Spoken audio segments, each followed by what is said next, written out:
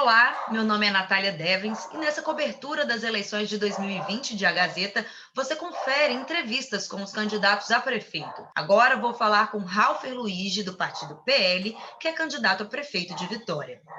Candidato, vamos falar primeiro sobre a segurança pública, pois os moradores de Vitória têm sofrido bastante com a guerra do tráfico de drogas e por mais que a Polícia Militar tenha um papel preponderante na segurança dos cidadãos, há também um trabalho a ser feito pelo município.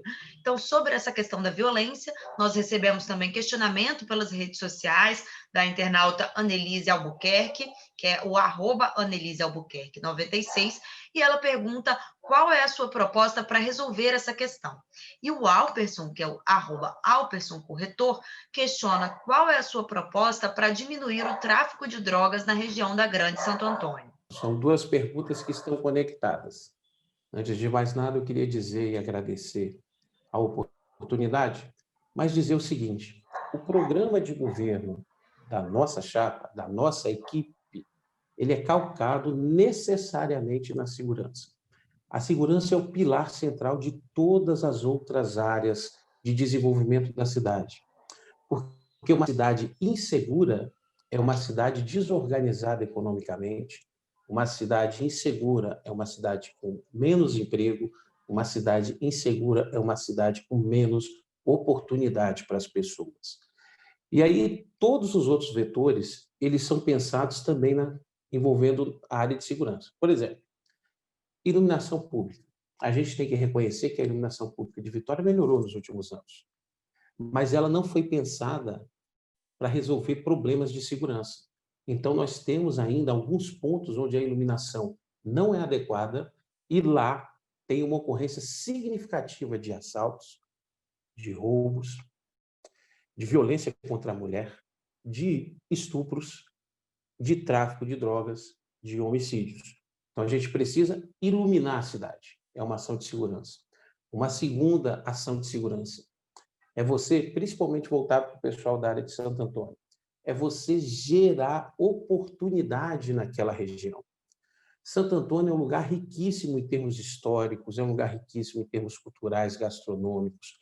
Então, a gente pode fazer do turismo um vetor de desenvolvimento econômico para que em Santo Antônio tenha oportunidade para as pessoas trabalharem, oportunidade para as pessoas se requalificarem também e saírem lá, digamos assim, de uma área tênue entre a cooptação pelo mundo do tráfico de drogas e, digamos assim, seguir o caminho da lei. Então, é preciso dar oportunidade às pessoas para que elas construam a sua própria história. E é isso que a gente prevê também, o desenvolvimento econômico baseado principalmente na segurança. E tem a segurança propriamente dita. A gente precisa criar um gabinete de inteligência dentro da prefeitura, vinculado diretamente ao prefeito. A gente precisa usar toda a tecnologia de reconhecimento facial, de leitura de placas, para que a gente possa identificar aqueles que cometeram atos contra a lei, identificar, por exemplo, veículos roubados e assim atuar mais fortemente.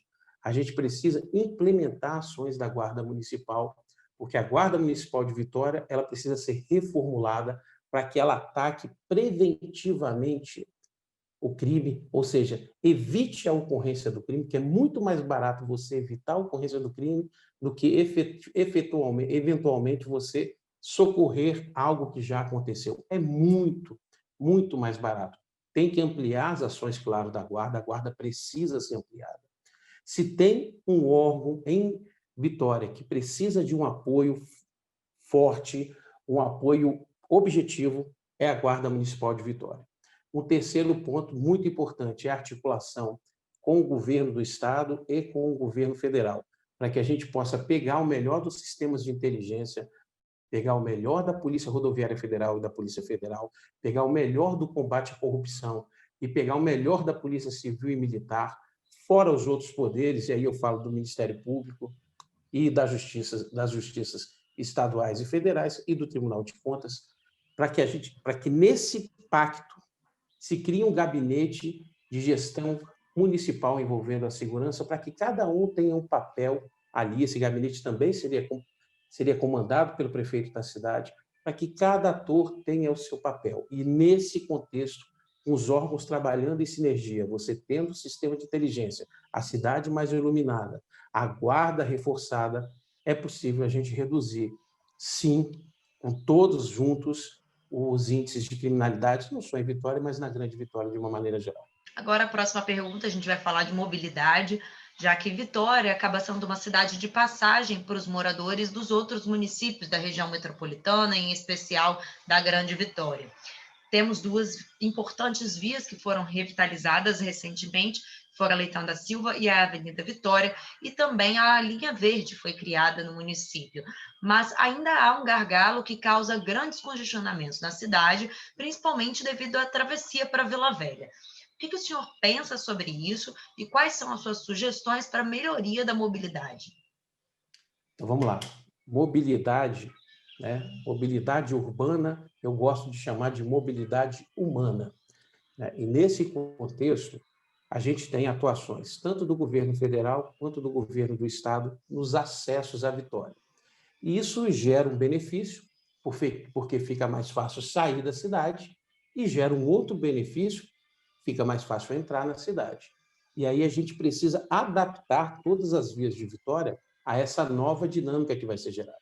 A construção do contorno de Mestre Álvaro, por exemplo, que muita gente acha que não vai implicar no trânsito em Vitória, implica, porque ela reduz a distância de quem vem do norte do estado com destino à capital. Então, a chegada de veículos em Vitória vai ter uma concentração maior ali pela reta do aeroporto. Então, o trabalho que o governo do estado está fazendo ali avança na questão do trânsito. Mas a mobilidade, a gente precisa separar em duas coisas e saber o que nós vamos efetivamente alimentar em termos de oportunidades.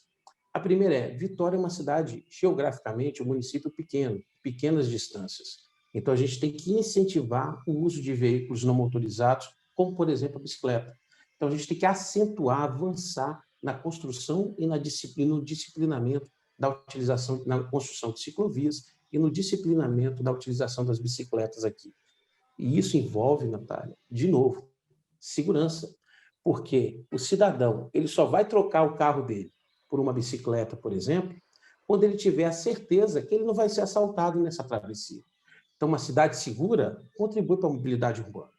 O outro avanço, a gente precisa efetivamente transformar o sonho do aquaviário em realidade. Não é nenhuma ideia mirabolante, muita gente tem tentado, mas precisa, com a liderança do prefeito de Vitória, junto com os outros prefeitos da Grande Vitória, mas principalmente Cariacica e Vila Velha, a gente construir uma solução em conjunto que nos permita trazer as pessoas, tanto de Vitória para ir para esses municípios, quanto desses municípios para chegarem em Vitória. Aí você retira carro da pista, você retira gente, por exemplo, passageiros dos ônibus, e aí você retira ônibus da pista também. Então, a mobilidade, tanto com outros modos de transporte, aí eu citei o não motorizado e o aquaviário, permite uma melhoria da mobilidade, quanto a melhoria do próprio transporte coletivo de passageiros, e aí a gente tem que estudar uma solução adequada do transporte de massa. O governo do estado já está estudando isso, e Vitória pode dar a sua participação. Nesse contexto, não dá para pensar mobilidade em Vitória sem pensar numa mobilidade intermunicipal. Se você não fizer isso, se você pensar só Vitória, nós podemos resolver um ou dois gargalos, mas não vamos resolver o problema da cidade, porque é exatamente o que você falou. Vitória é uma cidade de passagem também. Tem gente que passa e não fica por aqui. Então, a gente precisa oferecer oportunidades de outros modos de transporte com segurança, oportunidade de um transporte coletivo de massa com segurança e também, eventualmente, havendo demanda, avançar na ampliação da capacidade das pistas, que é o que foi feito, por exemplo, na Leitão da Silva. Leitão da Silva, eu tive a oportunidade de participar durante 18 meses como gestor daquela obra e fiquei muito feliz com a conclusão dela no ano passado, e ela aumentou em 33% a capacidade de transporte ali, naquele segmento, o que é muito e é importante. Então, ampliação de capacidade nesse sentido, a gente entende muito válido também. Agora, no setor da educação, vamos falar também, né, trazer um indicador da nota do IDEB de Vitória, que colocou a capital na posição 67 no ranking das séries iniciais e na posição 48 nas séries finais. As notas ruins dos alunos, elas ainda se confrontam com o gasto que a capital realiza por aluno, que é de R$ 7.600. E isso coloca a cidade como o nono maior gasto por aluno no ranking dos municípios, né, daqueles que mais investem. Ou seja, o dinheiro não necessariamente se traduz numa educação melhor. O que o senhor faria para mudar essa realidade? Aí nós temos duas ações. A primeira, e me parece óbvia, é que para que existe a educação básica, depois a gente separa a educação básica em ensino infantil, ensino fundamental, que são responsabilidades da prefeitura, e ensino médio. É que ao final de todos esses anos, na escola, o aluno tem a condição de compreender basicamente tudo o que acontece à sua volta e está preparado para superar eventuais desafios. Se ele quiser ir mais à frente, se profissionalizar, ele faz o curso superior. Então, primeiro ponto, o que é educação infantil? Educação infantil é aquela antiga pré-escola, né? A creche pré-escola, o jardim de infância, que vai com a criança até os 5 anos de idade. A criança até os 5 anos de idade, ela precisa, em termos de educação, de duas coisas prioritárias. A primeira, criar a condição de interrelacionamento e, segundo, se comunicar. Então, isso tem que ser priorizado na educação infantil. A possibilidade de interrelacionamento e a possibilidade de comunicação. Então, principalmente língua. Parte de língua, início à escrita e início à matemática. No ensino fundamental, não. Ensino fundamental, a gente parte de um princípio, que ele começa a se comunicar com mais clareza nas séries iniciais e vai avançando, e aí nós temos que privilegiar ou fortalecer as disciplinas básicas. Quais? Línguas, porque a criança precisa ler e escrever, entender o que ela escreveu, entender o que ela está lendo. Matemática, porque sem matemática você não consegue dimensionar nada do que está à sua volta. E ciências humanas, sociais e ciências biológicas, antigos, né? Geografia, história, física e química. Por que isso? Porque estudando essas 4 disciplinas, mais as duas que eu disse, a criança, o aluno, ele tem a condição de compreender o que está à sua volta. Então, ele tem a condição de saber de onde as coisas vieram, como é que elas são, e aí nós estamos falando de história e de ciências, e também de como elas estão, que é geografia. Então, aí você tem uma visão mais completa e mais ampla, e aí o aluno sai do ensino fundamental efetivamente em condições de, a partir daí, ir para o ensino médio e discutir coisas mais interessantes. E aí vem a nossa diferença dos outros candidatos. Nós somos uma candidatura, uma chapa, uma equipe conservadora. E na questão do conservadorismo, a gente entende que nos primeiros anos tem que ser ensinados as disciplinas fundamentais, as disciplinas clássicas, para depois, no nível médio, se discutir assuntos mais complexos e que, às vezes, vão até contra mesmo aquilo que, por exemplo, os pais pensam. Isso aí deixa para o ensino médio, isso aí deixa para o ensino superior, mas o ensino fundamental não. O ensino fundamental a gente tem que privilegiar as disciplinas clássicas, privilegiar os conceitos básicos, para que a criança possa entender o que está acontecendo à sua volta. Aí sim, depois disso, e também depois de uma boa dose de ensino médio, que tem assuntos mais complexos, a gente pode partir para, por exemplo, assuntos polêmicos. Aí sim, a pessoa já preparada, com uma visão de mundo mais interessante, pode discutir um assunto polêmico de igual para igual com qualquer um. Agora, sobre economia, a Vitória é conhecida por demorar quase 2 anos para entregar um alvará sanitário ao empreendedor. E eu queria saber se é possível melhorar a relação entre a burocracia municipal e o empreendedor na avaliação do senhor. E se sim, quais são suas propostas para isso? O que o senhor deve entregar até 2024? Isso é fundamental, porque a relação hoje, aquela relação clássica do emprego, da pessoa com o emprego e com o trabalho, ela está mudando muito rapidamente. Hoje, o emprego e o trabalho são coisas que necessariamente não estão caminhando mais juntas. A pessoa não tem o emprego, mas ela tem o trabalho. E como é que ela tem esse trabalho? empreendendo. E aí a gente precisa, primeiro, ter a prefeitura digital. Eu me surpreendi, Natália, na semana, alguns meses atrás, quando eu tive que ir 3 vezes à prefeitura para pagar uma conta. Veja bem, uma conta que eu podia pagar do meu celular, eu tive que me dirigir fisicamente 3 vezes à prefeitura, repito, 3 vezes, passar por 3 setores diferentes para pegar uma conta e pagar. Isso não pode acontecer, a gente tem que facilitar a vida do cidadão. E aí é digitalizar, virtualizar, informatizar o máximo de ações que nós pudermos. O máximo. Tem que ser 100% digital, prefeitura. Todo serviço prestado, que não seja o serviço prestado de saúde, até mesmo os de saúde, mas esses serviços de área meio que atrapalham, burocráticos, aquele antigo carimbo, isso tem que acabar. Dá para fazer tudo isso digitalmente. Várias cidades no mundo, inclusive no Brasil, já fizeram isso. A própria Prefeitura de Vitória já tem alguns serviços digitais. E lá no governo federal, quando estive, fui responsável, por exemplo, no Departamento Nacional de Infraestrutura de Transportes, de adotar 2 procedimentos fundamentais para virtualizar e informatizar todo o órgão. Hoje o DENIT tem um programa que foi criado por nós chamado DENIT sem papel. Por quê? Porque acabou o papel lá. Acabou. Hoje o cidadão não precisa ir ao DENIT para protocolizar mais nada. Ele faz tudo digitalmente. E é assim que tem que ser na prefeitura. E as respostas todas, aí a gente tem que criar, tem que ter métrica para ver o que está acontecendo e meta, para a partir daí reduzir os prazos de cada fase de obtenção, por exemplo, para obtenção de um alvará. Inclusive, num mapeamento de processo, retirar pedaços do processo que são desnecessários. Quando estive também no DR, Departamento de Estado de Soldagem aqui do Espírito Santo, na condição de diretor-geral, a gente fez um bom mapeamento de processo, reduzimos o prazo, por exemplo, de fiscalização, pagamento, aditamento e licitações de contratos, e a gente conseguiu avançar nesse sentido, reduzindo os prazos, e os serviços foram sendo, o resultado da burocracia foi saindo mais rápido.